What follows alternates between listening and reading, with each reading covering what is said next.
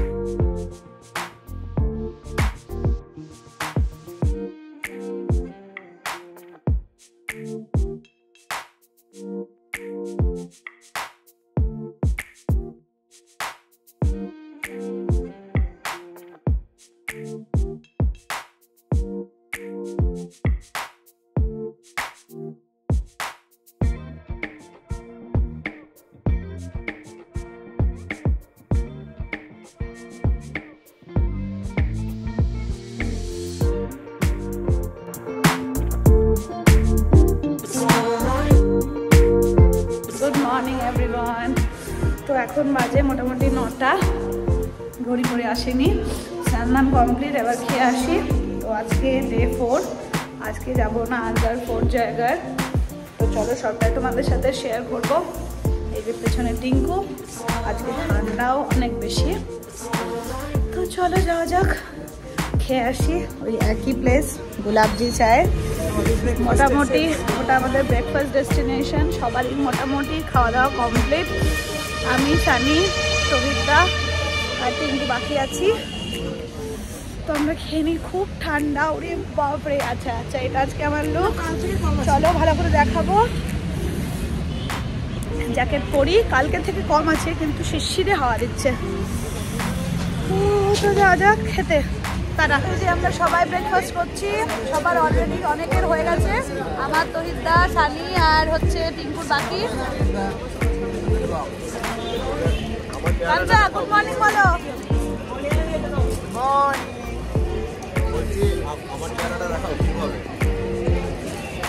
এই যে পাপাই আমাদের, টাটা। তো চলো আজকে আমাদের মোস্ট অ্যাওয়েটেড মানে জায়গা নাহারগড় ফোর্ট, যেটা আমরা প্রথম দিন থেকে এসে থেকেই দেখছি। সব থেকে ওপরে ওটাই দেখতে পাওয়া যাচ্ছে। তো চলো আমরা সবাই রেডি, উবের চলে এসেছে। কিছুজন আমরা অটোতে, কিছুজন গাড়িতে, সব মিলিয়ে ঝুলিয়ে যাচ্ছি। দেখা যাক কিসে যাচ্ছে, কি বুকিং হয়েছে জানি না, একটু মনে হয় দূরই আছে। তো চলো টাটা, চলতে চলতে দেখা হচ্ছে আবার। বেরিয়ে পড়েছি জায়গার ফোর্ট আর নাহারগড় ফোর্ট দেখবার জন্যে। তো এই দুটো জায়গাতে যাওয়ার জন্যে আমাদের এক্সাইটমেন্ট চরম লেভেলের ছিল, কারণ আর কি এই জায়গাটা জয়পুরে আসার পর থেকে বারবারই আমরা যেদিকেই যাচ্ছি না কেন, যে জায়গাতেই গিয়েছি সব জায়গা থেকেই এই দুটো ফোর্ট দেখতে পাওয়া যায়। তো সেই কারণে এক্সাইটমেন্টটা আরও বেশি বেড়ে গিয়েছিল। আর আমরা জয়পুর আসার আগে যতটা সার্চ করেছিলাম তার মধ্যেও এটাই সব থেকে মোস্ট সার্চ জায়গা ছিল আর কি। তো চলো যাচ্ছি আমরা নাহারগড় ফোর্ট আর জয়গড় ফোর্ট দেখতে। তো আমাদের হোটেল থেকে এটা অনেকটাই দূরে ছিল, তো আমরা গিয়েছিলাম টোটো করে, পৌঁছেও গিয়েছি নাহারগড় ফোর্টের রাস্তাতে। কিছুটা দূর যাওয়ার পরে টোটোওয়ালাটা আমাদের সাথে একটু বদমাইশি করেছে, তো আমাদেরকে অর্ধেকটা নিয়ে যাওয়ার পরে আবার বলছে এর উপরে আর আমরা যেতে পারবো না। তো চলো বাকিটা যাব অন্য টোটোতে। তো আমরা পৌঁছে গেছি জায়গার নাহারগড় ফোর্টের রাস্তাতে, কিন্তু অটোওয়ালা আমাদের সাথে বদমাইশি করেছে, যে আমাদেরকে এখানেই নামিয়ে দিয়েছে। অটো নাকি ওপরে যাবে না। তো যাই হোক, আমরা আর একটা অটো করছি, যে শ্রমিক অটো করছে, এবার আমরা যাব। তো চলো যাওয়া যাক, টাটা। আমরা নেক্সট অটো পেয়ে গেলাম। কিছুক্ষণ দাঁড়ানোর পরেই আসলে ভাড়া নিয়ে একটু ঝামেলা করছিল আর কি। তো যাই হোক একটা ভালো অটোই পেয়ে গেলাম। তো আমি, টিঙ্কু আর সৌমিক একটা অটোতে ছিলাম, বাকিরা সবাই অন্য অন্য অটোতে আসছিল। আর ডিস্টেন্সটাও একটু বেশি ছিল আমাদের হোটেল থেকে, তো সেই কারণেই আরও একটুই অসুবিধা হলো আর কি। তো যাই হোক ভিউটা এনজয় করো, খুবই সুন্দর রাস্তা, চারিদিকে পাহাড় পর্বতে ঢাকা একদম, তার সাথে সাথে তো গাছপালা আছেই। তো সেটা দেখতে দেখতেই আমরা চললাম ওপরের দিকে। আর জায়গার ফোর্ট আর নাহারগড় ফোর্ট সব থেকেই ওপরে আর কি, আরাবল্লী পর্বতের ওপরে অবস্থিত। তো চলো যাওয়া যাক, এবার পৌঁছে তারপর আবার দেখা করছি। তো আমরা পৌঁছে গেছি জয়গড় ফোর্ট, দেখতেই পাচ্ছ আমাদের সব লোকজন চলে আসুক। আমি, সৌমিক আর টিঙ্কু পৌঁছে গেছি। ওপরটায় অতটা ঠান্ডা নেই, তাই জ্যাকেট খুলে দিলাম। এই যে আজকে ড্রেস, তো চলো ভেতরে যাব, এখানে অনেক হনুমান আছে। আমরা ফাইনালি অটো পেয়েছিলাম, এই যে এই অটো দাদা এইখানে আছে, অটো দাদা টুপি পরে, ওই দাদা আমাদের নিয়ে এসেছে। মানে উল্টো পাল্টা টাকা বলছিল ওখান থেকে, যেখানে মোড় থেকে অটোগুলো ছিল ওগুলো বলছে 700 টাকা এরকম বলছে, এই 5-7 কিলোমিটারের জন্যে উল্টো পাল্টা। তো আমরা উবেরে বুক করে মাত্র 80 টাকায় ভাড়া ছিল, ওখানে দেখাচ্ছিল ওই 80 টাকাতে। তো এখানে দাদারা আমাদেরকে আবার যদি নামাতে হয় তো সেক্ষেত্রে নামাবে, সেই কারণেই ওই দাদাও দাঁড়িয়ে আছে, আমাদের গাড়িগুলো চলে আসুক তারপরে। তো ঠিক আছে চলো যাওয়া যাক জায়গার ফোর্টের দিকে, ওরা আসুক তারপর যাবো। টাটা।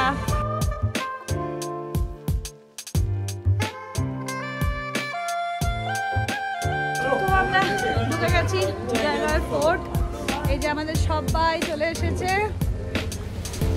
এবার ভেতরটাকে এক্সপ্লোর করি। চলো টাটা। ये रानी का महल है। यहाँ राजा रानी दोनों गुलछरे उड़ाते हैं बहुत, और वो गुलछरे के लिए जो सब होता है उसके लिए और भी फोर्ट हुआ है। জায়গার ফোর্ট আরাবল্লী রেঞ্জে চিল্কা টিলা নামক জায়গায় অবস্থিত, যাকে ঈগলের পাহাড়ও বলা হয়। এটি ভারতের রাজস্থানের জয়পুরে আমেরের কাছেই অবস্থিত। আমের দুর্গ এবং তার প্রাসাদকে রক্ষা করার জন্য 1726 সালে মির্জা রাজা জয় সিং এই দুর্গটি তৈরি করেছিলেন এবং তার নামানুসারেই এই দুর্গের নামকরণ করা হয়েছিল।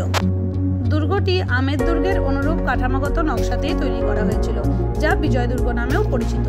এটির উত্তর দক্ষিণ দিক বরাবর 3 কিলোমিটার দৈর্ঘ্য এবং 1 কিলোমিটার প্রস্থ রয়েছে। দুর্গটিতে একটি জৈবানা নামক কামান ছিল, যা তখনকার দিনে বিশ্বের বৃহত্তম কামান ছিল, কিন্তু এই কামানটিকে ইউজ করা হয়নি। এই কামানটি শুধু বানানোই হয়েছিল, কিন্তু এর কোনো ব্যবহার ছিল না। জয়গড় দুর্গ এবং আমের দুর্গের ভূগর্ভস্থ পথ দ্বারা এটি সংযুক্ত ছিল, যার মধ্যে দিয়ে রাজা মহারাজারা যাতায়াত করতেন। কিন্তু এই দুর্গটি প্রাসাদের চেয়ে প্রধান প্রতিরক্ষামূলক কাঠামো হিসেবেই ব্যবহৃত হতো। জয়গড় দুর্গ আরাবল্লী পর্বতমালার একটি চূড়ায় অবস্থিত। আমের দুর্গ থেকে প্রায় 400 মিটার উপরে নির্মিত। এটির নিচে আরাবল্লী পাহাড় এবং আমের দুর্গের একটি চমৎকার দৃশ্য প্রদান করে। জায়গার ফোর্টের এন্ট্রি ফি ইন্ডিয়ানদের জন্য 150 টাকা, অ্যাডাল্টদের জন্য, আর বাচ্চাদের বলতে 5 to 12 ইয়ার্সের জন্য 75 রুপিস লাগে। আর 5 বছরের নিচে বাচ্চাদের কোনো এন্ট্রি ফি লাগে না। তার সাথে সাথে যদি কেউ স্টুডেন্ট আই কার্ড নিয়ে আসে তার জন্য 75 রুপিসেই হয়ে যায়। আর ফরেনারদের জন্য এখানে 200 রুপিস এন্ট্রি ফি লাগে।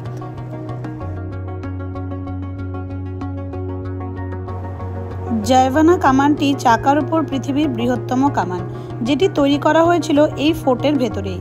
কামানটি তৈরি হয়েছিল অষ্টধাতু দিয়ে, আর নিচের অংশটি তৈরি হয়েছিল লোহা এবং কাঠ দিয়ে। এর মধ্যে 100 কেজি গান পাউডার দেওয়া হয় আর 50 কেজি গোলা দেওয়া হয়। তাই এটি অষ্টধাতু দিয়ে তৈরি, যাতে এটা ফেটে না যায় আর এর গায়ে জং না পড়ে। কামানের ওজন 50 টন মতো, আর গাড়িটার ওজন 250 টন। এটি একবারই চালানো হয়েছিল টেস্ট করার জন্যে, পরে আর কখনোই এটিকে চালানো হয়নি। এটিকে চালাতে 4টে হাতি লাগতো, আর এই কামানটি 35 কিলোমিটার দূরে গোলা ফেলতে পারত। দেখতেই পাচ্ছ আমরা এই যে জায়গার ফোর্টের উপরে এখানে ক্যাননটা আছে, দেখো এটা শুধু ট্রায়ালেই ইউজ হয়েছে, নর্মালি এটার কোনো ইউজ হয়নি। তো এখানে আমাদের গাইড দাদা সব বলে দিচ্ছে। তো চলো, ভালো লাগছে, ছবি তুলছি, ঘুরছি, খুব সুন্দর। চলো টাটা। আমির ফোর্ট থেকে সুড়ঙ্গ পথে জায়গার ফোর্টে যাওয়া যায়, যেটা 2 কিলোমিটার লম্বা রাস্তা। জায়গার ফোর্টের উপরে উঠলে আরাবল্লী পর্বতের বিউটিফুল রেঞ্জগুলো দেখতে পাওয়া যায়, আর যত উপরে ওঠা যায় ততই সুন্দর দৃশ্য চোখে পড়ে। জায়গার ফোর্ট আসলে কোনো মহল নয়, এটি ব্যবহৃত হতো রাজাদের মিটিং করার জন্য। এই ফোর্টে প্রধানত সৈনিকরা থাকতো, রাজারা থাকতেন আমির ফোর্টে। সমস্ত যুদ্ধ সংক্রান্ত আলোচনা এই ফোর্টেই করা হতো।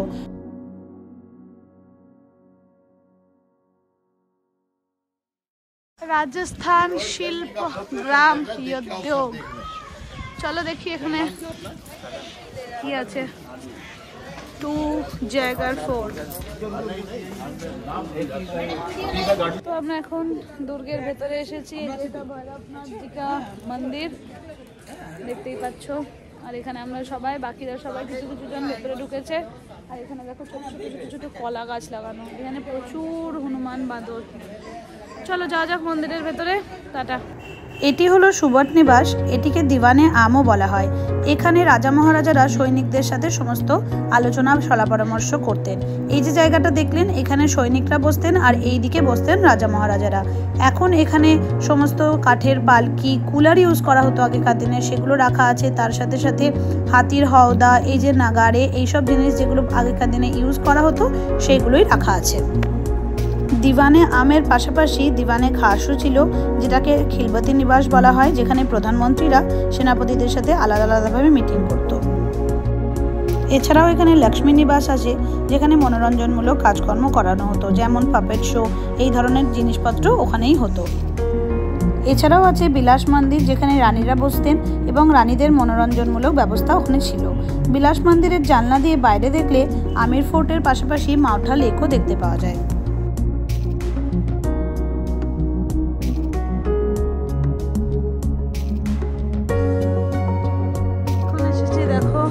লক্ষ্মী বিলাসের আশেপাশে ছোট ছোট ঘর বানানো আছে, যার মধ্যে সৈনিকরা থাকতো। চলো, কাজ চলছে, বিশাল বড় জায়গা। রাজা রানীদের ভোজনশালা আলাদা আলাদাভাবে বানানো ছিল, তার সাথে আলাদা আলাদা রান্নাঘরও ছিল। এখন এখানে ছোট ছোট মূর্তি বানিয়ে এদেরকে আলাদা আলাদাভাবে দেখানো হয়েছে। এই দিকের অপোজিটে থাকতো রাজারা আর আরেক দিকে থাকতো রানীরা। তো রাজারা নিজেদের সেনাপতি মন্ত্রীদের সাথে বসতেন, আর রানীরা রানীর ছোট ছোট রানী, বড় রানী, আরও যারা যারা থাকতেন তাদের সবার সাথে একসাথে বসে খাওয়া দাওয়া করতেন।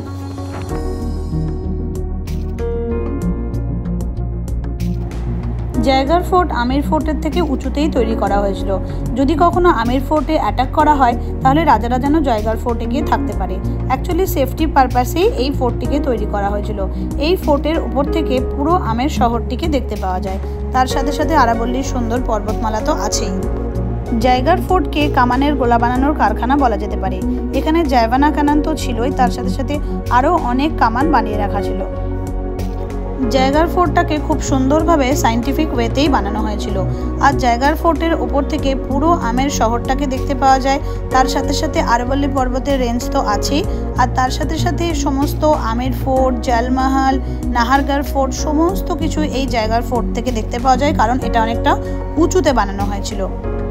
যাতে আমের ফোর্টটাকে রক্ষা করা যায়, প্রতিরক্ষামূলক ব্যবস্থার জন্যই এই জায়গার ফোর্টকে এভাবে তৈরি। দেখতেই পাচ্ছেন আমির ফোর্টটা জায়গার ফোর্ট থেকে অনেকটাই নিচে। জায়গার ফোর্টের ভেতরে একটা ওয়াটার ট্যাঙ্ক বানানো ছিল, যেটা দুটো লেয়ারে ছিল। ফার্স্ট লেয়ারে ছিল 40 ফুট গভীর জল, যে জলটা ইউজ করতো সৈনিকেরা, আর সেকেন্ড লেয়ারে ছিল ধন সম্পত্তি। এটা এভাবে বানানোর একমাত্রই কারণ হলো সেফটি পারপাস। তো আমাদের নাহারগড় ফোর্টে এবার যাওয়ার পালা। জায়গার ফোর্ট কমপ্লিট।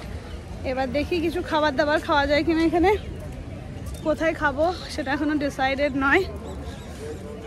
চলো যাওয়া যাক।